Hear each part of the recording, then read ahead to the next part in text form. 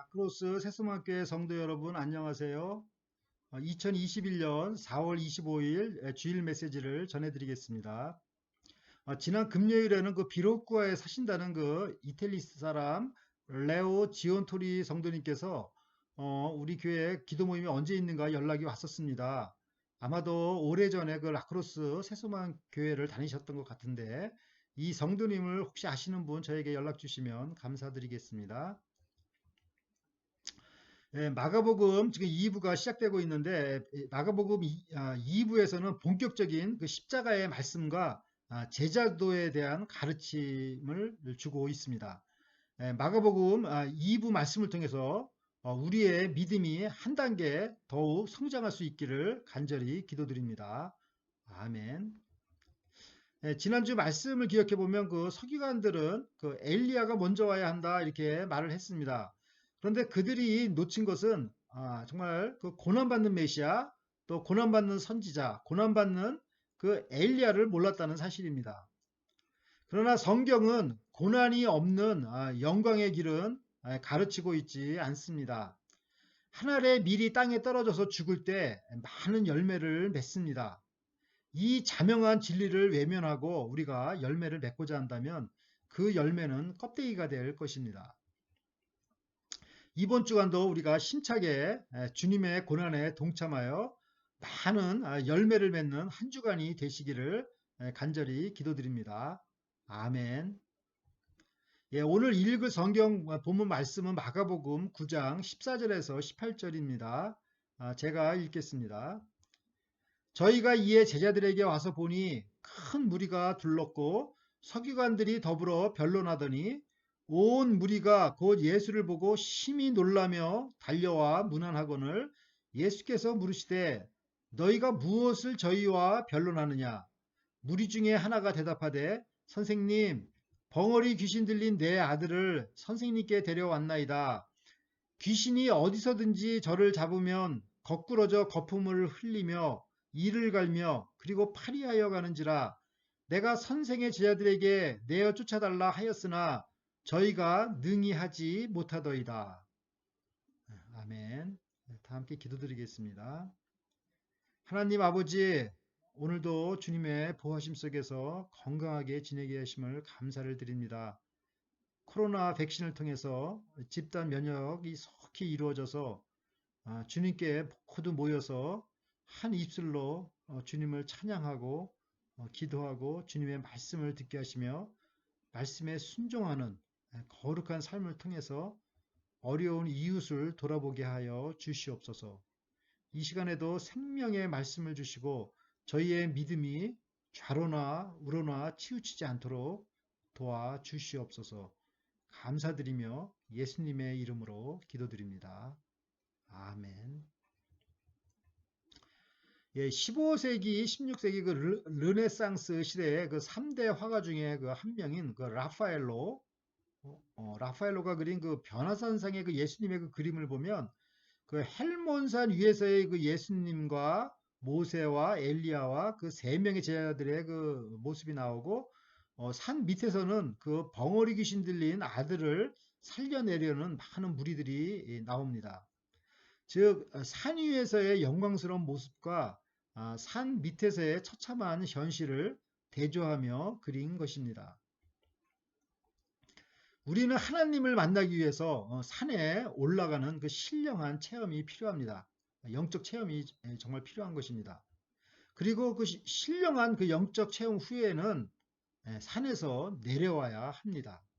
왜냐하면 산 밑에서는 우리의 도움을 필요로 하는 손길들이 기다리고 있기 때문입니다. 사도 베드로는 그 부끄럽게도 그 신령한 그 체험이 너무너무 좋아서 그냥 내려가기 싫으니까 여기서 좀 초막 그 셋을 짓고 이렇게 살고 싶다고 이렇게 하였습니다. 그러나 그 기독교의 신앙은 자기 만족과 자기 도취에 빠지는 신앙이 아닙니다. 신령한 체험을 하였으면 현실 세계로 나아가서 이제 실제로 섬기는 삶을 살아야 합니다. 이것이 주님께서 우리에게 가르쳐 주시는 말씀입니다. 갈라디아서 6장 2절입니다. 너희가 짐을 서로 지라. 그리하여 그리스도의 법을 성취하라. 아멘. Carry each other's burdens, and in this way you will fulfill the law of Christ. 이것이 진정한 기독교 교회 공동체의 삶입니다.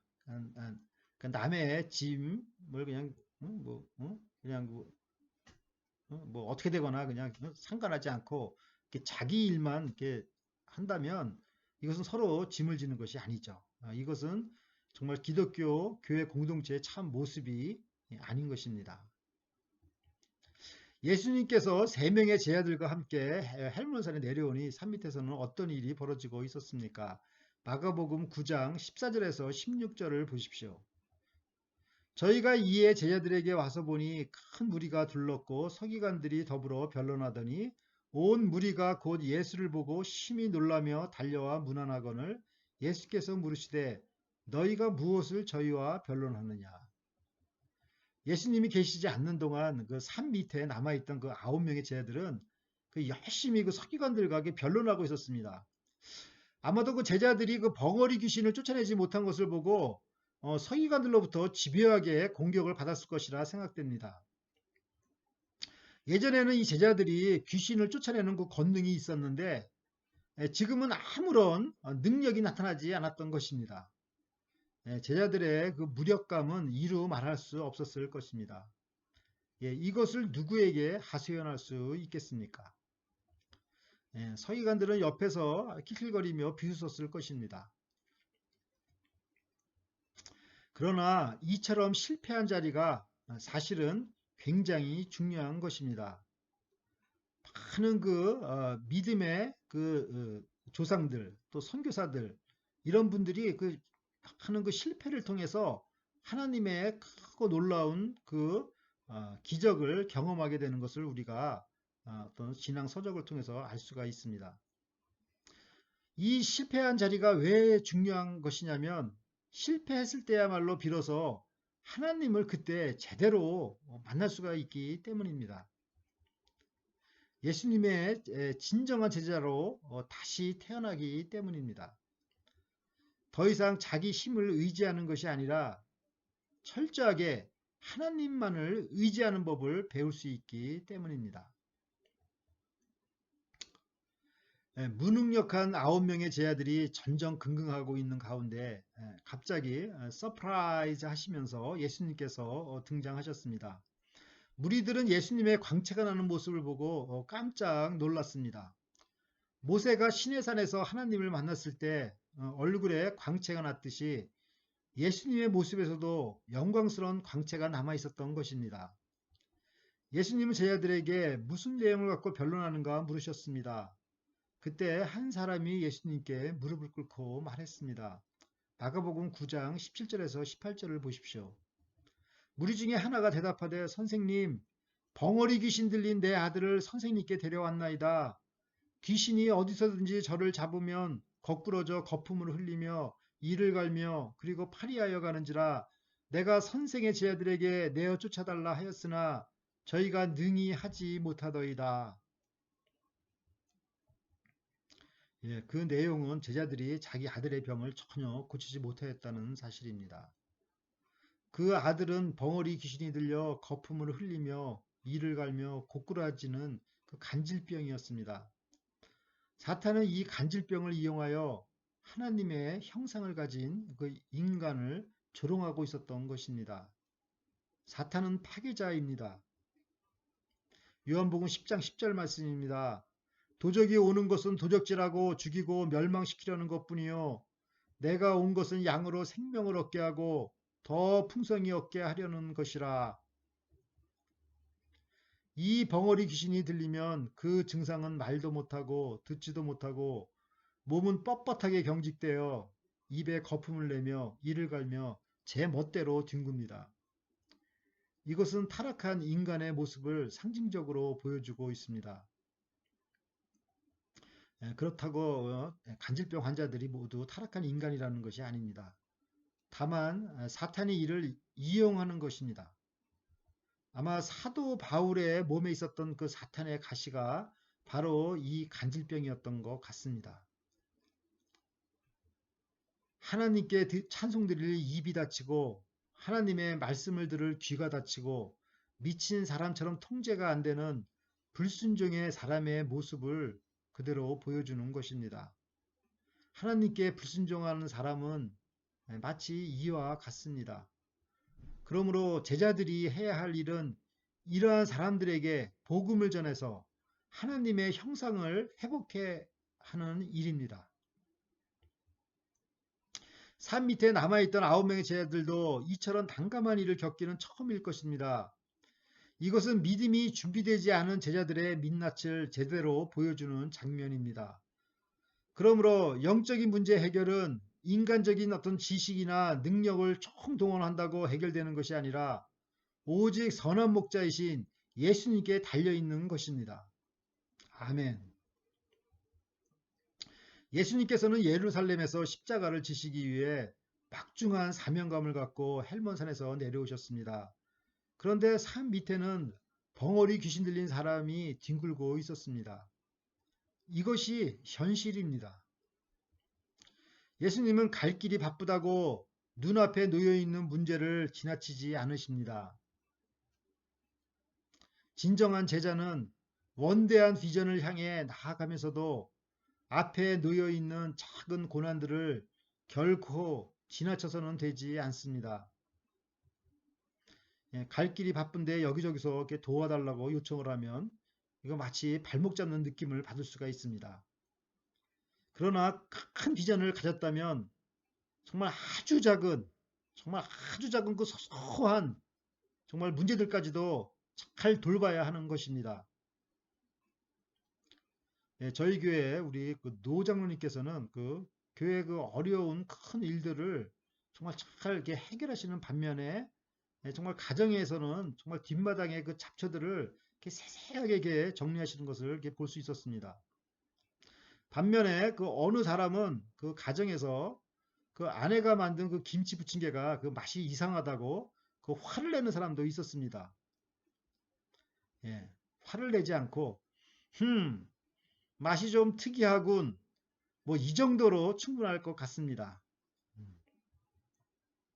아무튼 이렇게 작은 일을 감당할 때 위대한 일도 하게 되는 것입니다. 마태복음 25장 23절 말씀입니다. 그 주인이 이르되 잘하였도다 착하고 충성된 종아 내가 작은 일에 충성하였음에 내가 많은 것으로 내게 맡기리니 내 주인의 즐거움에 참여할지어다. 아멘. 예, 구약 성경의 그 요셉을 생각하면 그는 17세에 애굽의 노예로 팔려갔지만 그 보디발의 그 가정 총무로서 그 충성스럽게 일을 하였습니다. 그리고 13년 후에 그 30세 때에는 애굽의 국무총리가 되었습니다. 이처럼 우리가 이런 작은 일을 이렇게 소홀히 여기서는 되지 않습니다. 이게 많은 사람들 앞에서 이렇게 복음을 전하는 거, 뭐 유튜브를 통해서라든가 이런 것보다 어쩌면 오히려 그 한 사람에게 정말 이렇게 전도하는 것이 훨씬 더 어렵다고 생각됩니다. 왜냐하면 한 사람을 전도하기 위해서는 얼마나 많은 세심한 에너지가 소모되고 있는지 모릅니다. 저는 오늘 이렇게 말씀을 이렇게 묵상하면서 이렇게 도움이 필요한 사람이 생각이 나서 이걸 외면할 수 없다 이렇게 생각하고 정말 전화를 몇 번 해서 이렇게 형제를 도우려고 전화를 걸었는데 정말 이상하게도 그 결과가 굉장히 안 좋았습니다. 그래서 제가 괜히 이걸 정말 잘못했구나라는 후회를 이렇게 하게 되었는데 정말 이 일을 통해서 제가 정말 한 형제를 돕는다는 것이 이게 얼마나 힘든 것인가 이게 알게 되었습니다. 그러나 주님께서는 이러한 그 작은 일에 충성하라고 말씀하십니다. 사랑하는 라크로스 세수만교회 성도 여러분, 예수님께서는 산 정상에서만 머무르시지 않고 산 밑에 내려와서 자신을 필요로 하는 사람을 만나 주셨습니다. 이것이 진정한 제자의 자세입니다. 우리 주변을 살펴보면 우리의 도움을 필요로 하는 분들이 있습니다. 이들을 섬길 때 많은 에너지가 소모될 것입니다. 우리의 힘으로는 감당하기가 너무 벅찰 것입니다. 베드로전서 4장 11절 말씀입니다. 만일 누가 말하려면 하나님의 말씀을 하는 것 같이 하고 누가 봉사하려면 하나님의 공급하시는 힘으로 하라. 이는 범사에 예수 그리스도로 말미암아 하나님이 영광을 받으시게 함이니 그에게 영광과 권능이 세세 무궁토록 있느니라. 아멘. 예, 하나님께서 주시는 힘 외에는 우리가 할 수가 없는 것입니다. 정말 하나님께서 주시는 그 힘, 또 믿음의 분량대로 우리가 할 수 있고 또 이 일을 할 때 하나님만을 온전히 믿고 의지해야 합니다. 사도 베드로는 산에서의 신령한 체험이 너무너무 좋아서 초막셋을 짓고자 했습니다만 진정한 제자의 자세는 은혜를 받았다면 산에서 내려와야 합니다. 그리고 앞에 놓여 있는 작은 십자가들을 적극적으로 짊어져야 합니다. 라크로스 세수만교회 성도 여러분, 오늘도 하나님의 말씀의 산에서 많은 은혜를 받으시기를 바랍니다. 또 많은 신령한 체험을 하시기를 바랍니다. 그리고 산에서 내려와서 적극적으로 남의 짐을 지는 작은 실천들을 이루시기를 바랍니다. 그래서 라크로스의 잃어버린 영혼들이 하나님의 형상을 회복하는 기적의 역사가 임하기를 간절히 기도드립니다. 아멘. 다 함께 기도드리겠습니다. 하나님 아버지, 오늘도 작은 일에 충성하라는 복된 말씀 주셔서 감사를 드립니다.